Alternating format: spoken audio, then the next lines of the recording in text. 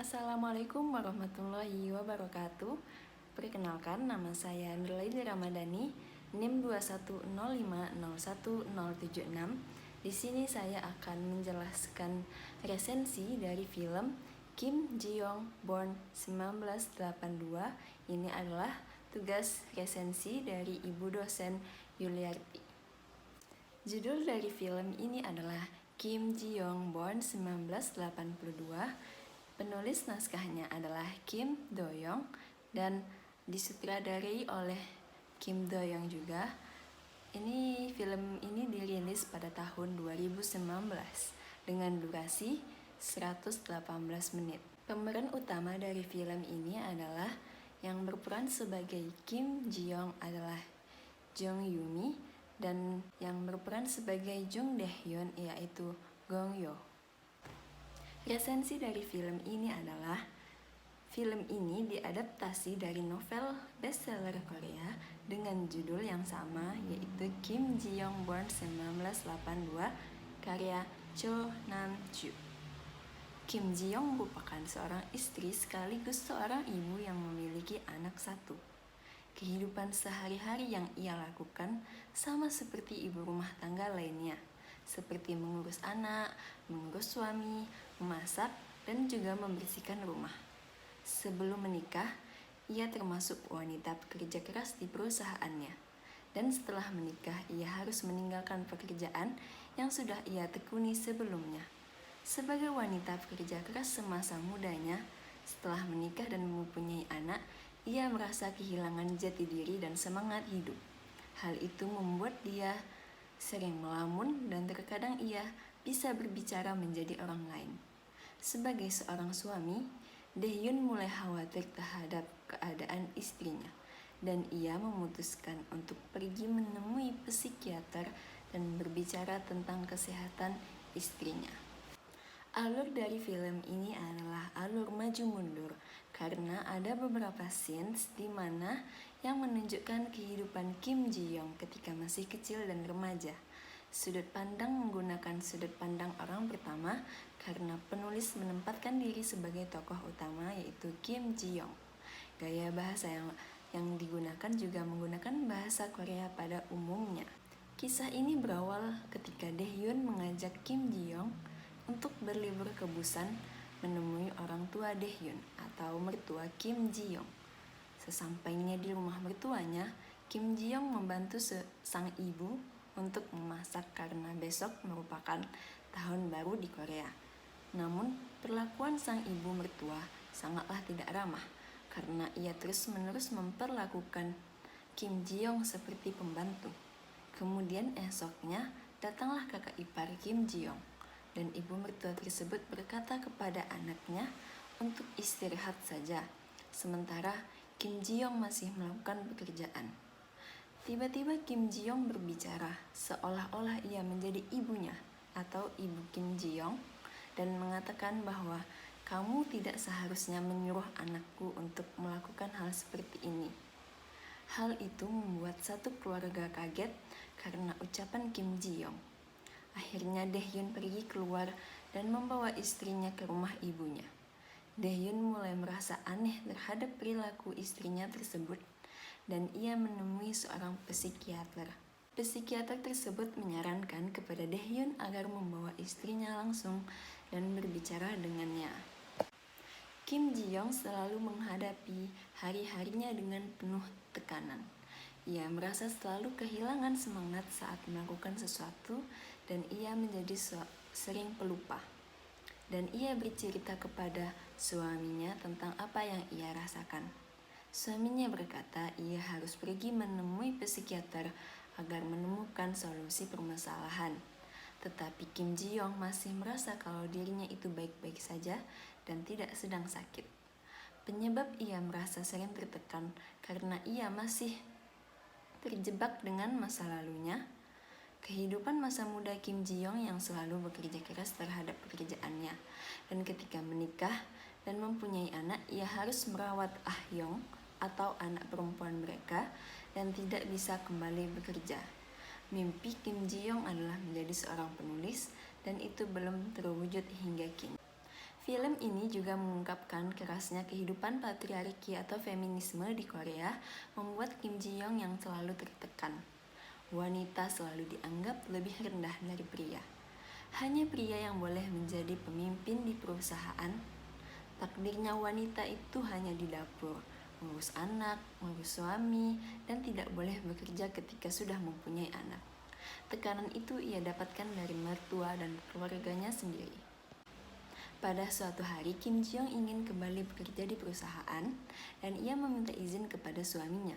Suaminya melarang karena ia tidak mau terjadi apa-apa ketika ia sedang bekerja, mengingat penyakit yang istrinya derita. Tetapi di sisi lain, Dae-hyun suaminya sangat ingin melihat istrinya bekerja kembali. Kemudian ia mengizinkan Kim Ji Young untuk bekerja dan ia mengambil cuti kerja untuk merawat Ah Young. Kemudian Kim Ji Young bercerita kepada ibu mertuanya bahwa ia akan segera kembali bekerja dan Dae-hyun yang mengurus anaknya. Ibu mertuanya pun kaget dan marah kepada Kim Ji Young karena seharusnya yang bekerja mencari nafkah itu kewajiban seorang suami. Ibu mertuanya juga sudah mengetahui penyakit yang diderita Kim Ji Young dari Dae-hyun. Kemudian ibu mertua menghubungi ibunya Kim Ji Young dan mengatakan bahwa anaknya itu sedang sakit depresi. Sebagai seorang ibu yang mendengar berita anaknya mengalami depresi membuat ia menjadi sedih. Ibunya langsung bergegas menemui anaknya dan betapa kagetnya ketika ia bertemu anaknya. Kim Ji Young berbicara seperti orang lain di hadapan ibunya, dan itu membuat hati seorang ibu sangat sakit melihat anak yang sudah ia besarkan menjadi seperti itu. Dae-hyun sangat merasa sedih melihat keadaan istrinya yang semakin memburuk. Kemudian ia memperlihatkan video yang direkam oleh suaminya ketika mereka sedang berkumpul dengan anaknya. Betapa kagetnya Kim Ji Young ketika melihat video tersebut. Ia melihat dirinya berbicara seolah-olah ia menjadi orang lain.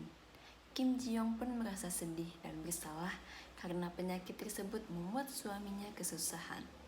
Esoknya, Kim Ji Young pergi menemui psikiater yang suaminya sudah temui sebelumnya.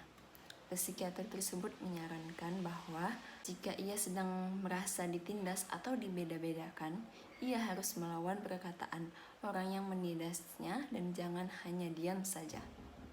Akhirnya, beberapa tahun kemudian, Kim Ji Young sudah bekerja kembali di perusahaan yang ia inginkan. Dae-hyun suaminya juga sudah berhenti bekerja untuk mengurus Ah Young dan mengantar jemput Ah Young ke sekolah. Impian Kim Ji Young pun menjadi seorang penulis juga sudah terwujud. Ia menulis tentang kehidupan seorang perempuan bernama Kim Ji Young. Penokohan dari film ini sangatlah bagus karena tokoh utama Kim Ji Young sangat menggambarkan kehidupan ibu rumah tangga pada umumnya. Menjadi ibu rumah tangga bukanlah pekerjaan yang mudah. Sifat Kim Ji Young sangatlah sabar dalam menghadapi kehidupan patriarki di mana perempuan dianggap sebelah mata dan aktingnya mampu menguras emosi para penonton. Begitu juga dengan Dae-hyun suaminya yang begitu sabar juga menghadapi perkataan ibunya terhadap Kim Ji Young dan juga perkataan teman sekantornya yang selalu menganggap wanita itu rendah. Amanat yang dapat kita ambil dari film ini sangatlah banyak. Ketika kita sudah memutuskan untuk menikah dan mempunyai anak, pekerjaan rumah seperti memasak, membersihkan rumah, mengurus anak, mencuci baju itu bukan hanya dibebankan kepada istri saja, tetapi suami juga ikut serta membantu istri melakukan pekerjaan rumah. Dan kita juga sebagai wanita harus membuktikan stigma perempuan lebih rendah dari lelaki dengan terus mengasah kemampuan yang ada pada diri kita. Dan tidak ada perbedaan antara perempuan dengan laki-laki. Ketika kita menghadapi perkataan yang kurang enak di hati, kita juga harus bisa melawannya dengan baik. Untuk para wanita yang belum menikah juga harus siap secara mental, fisik, dan juga materi jika kita ingin melanjutkan hubungan yang lebih serius seperti pernikahan. Dan jangan sampai kalian merasa menyesal karena sudah menikah dan mempunyai anak. karena pernikahan adalah ibadah yang sangat dicintai oleh Allah Subhanahu wa Ta'ala. Kelebihan dari film ini adalah film ini sangat menggambarkan kehidupan seorang ibu rumah tangga yang sangatlah realistis. Film ini juga mengangkat isu sensitif di Korea Selatan tentang feminisme. Para pemain yang juga sukses memerankan semua karakter yang ada semakin membuat kita merasakan emosi para pemainnya.